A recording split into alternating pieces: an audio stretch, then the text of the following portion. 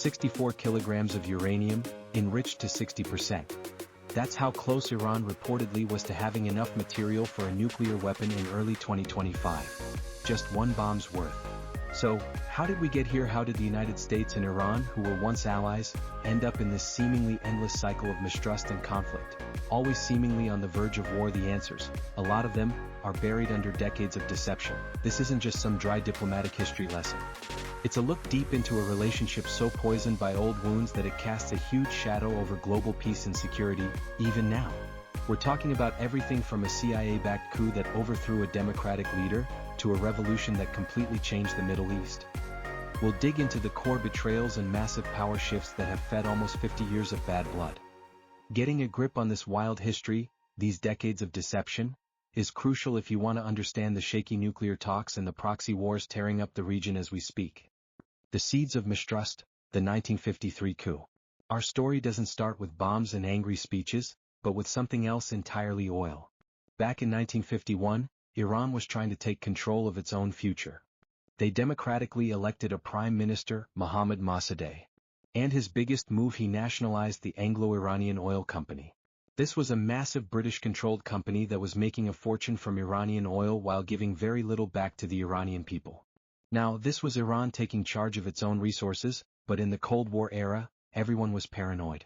For Britain, it was a huge economic hit they couldn't stand.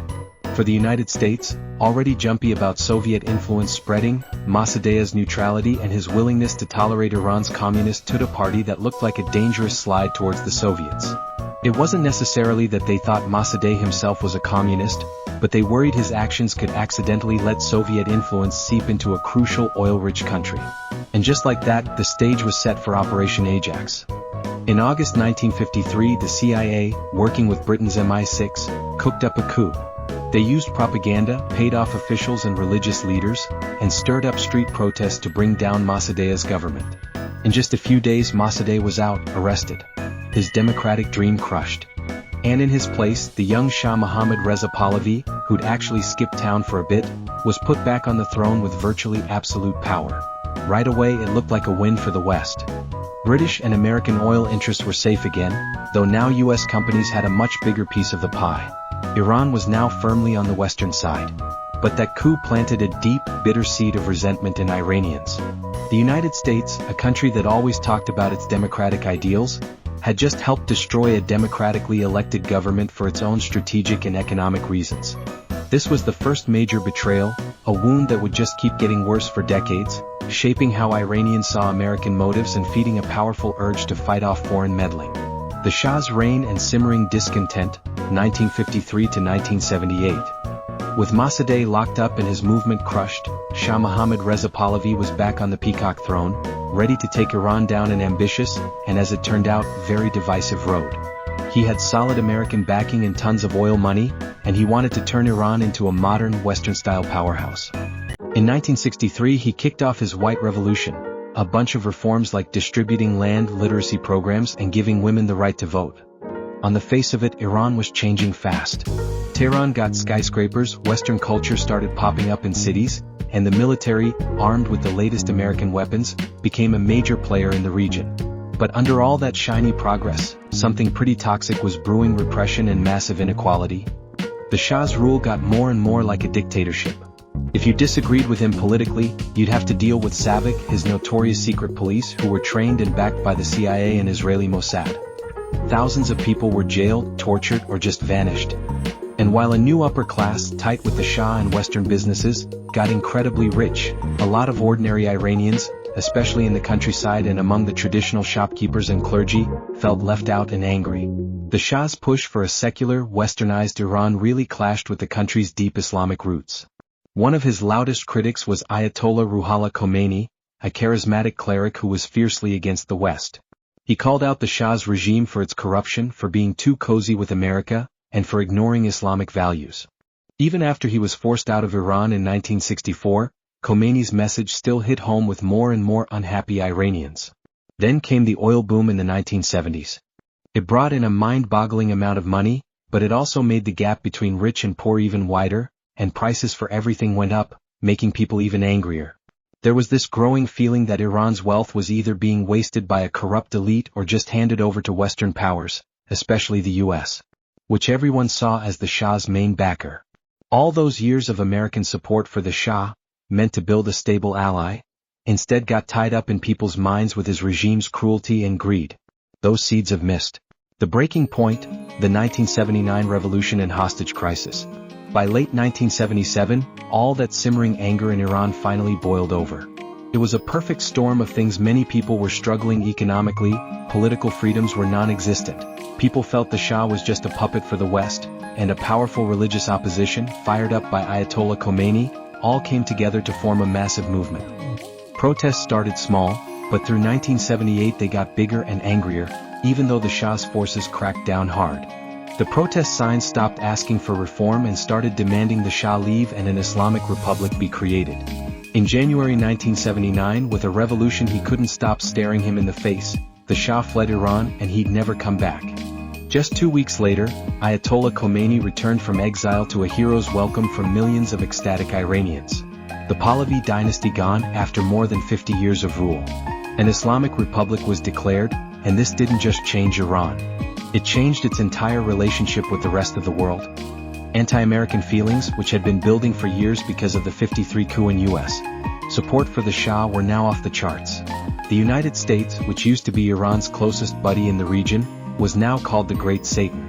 All this bad blood hit a peak on November 4, 1979. A group of radical Iranian students, big Khomeini supporters, stormed the U.S. Embassy in Tehran. They took 52 American diplomats and citizens hostage.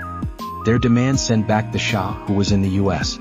for medical treatment at the time, to stand trial in Iran, return his fortune, and get an American apology for meddling in Iranian business. That hostage crisis went on for 444 brutal days. It was all over American news. It tanked Jimmy Carter. That hostage crisis went on for 444 brutal days.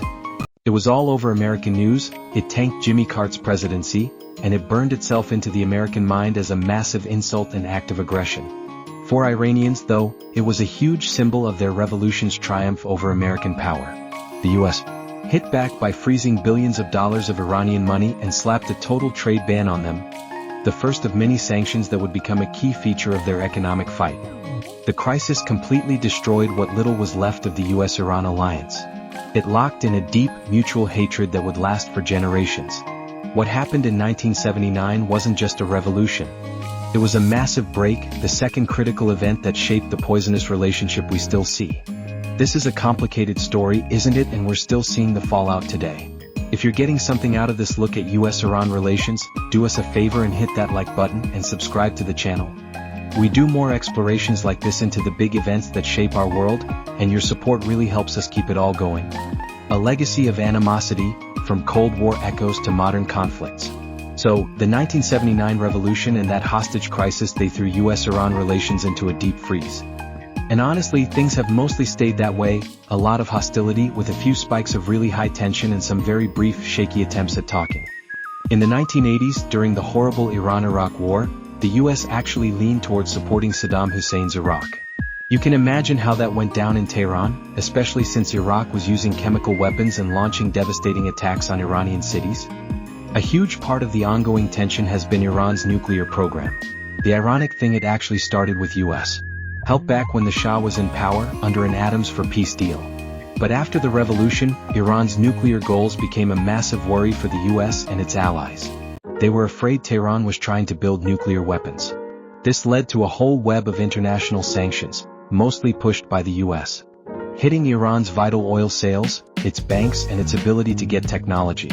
These sanctions have absolutely hammered the Iranian economy, but in the long run, they haven't stopped Iran from moving forward with its nuclear program.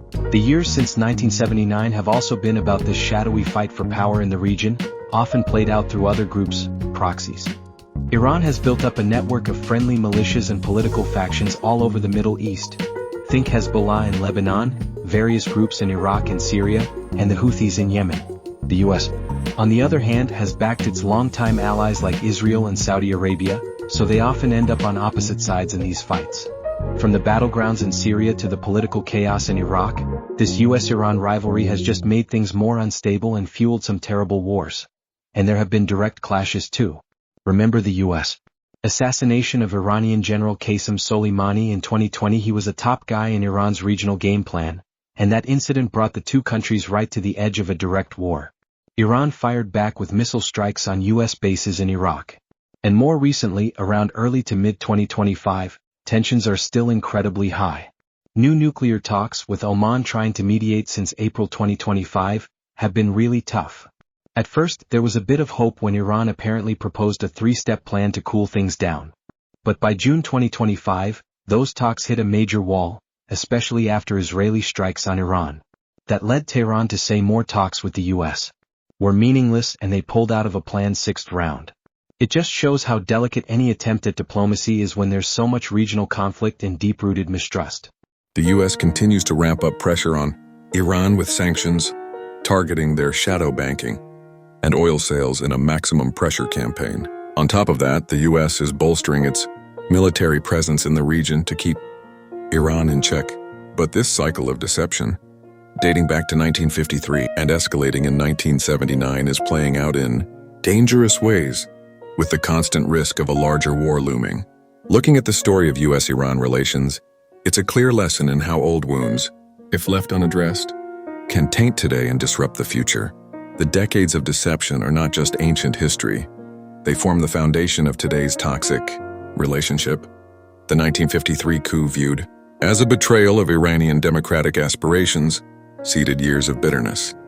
The 1979 revolution and the hostage crisis not only shattered an alliance, but deepened a hatred that has proven incredibly difficult to overcome. It's this deep-seated mistrust that makes the nuclear standoff hard to resolve and fuels the damaging proxy wars that destabilize the Middle East. Every diplomatic effort is met with suspicion, and any regional event could ignite a powder keg. The collapse of the 2025 nuclear talks following regional turmoil illustrates the challenge of calming the situation, understanding this complex history, the betrayals, the power struggles, the narratives of victimhood and aggression, is critical to comprehending why this relationship remains one of the world's most perilous and significant, and why achieving peace is so incredibly challenging. The echoes of deception from years ago continue to shape our dangerous present and uncertain future. So what are your thoughts on this convoluted and often tragic history? Do you see a way forward for U.S.-Iran relations? Share your thoughts in the comments. If you found this video useful, consider sharing it with others interested in global events, and explore our other videos on key global situations. Thanks for watching.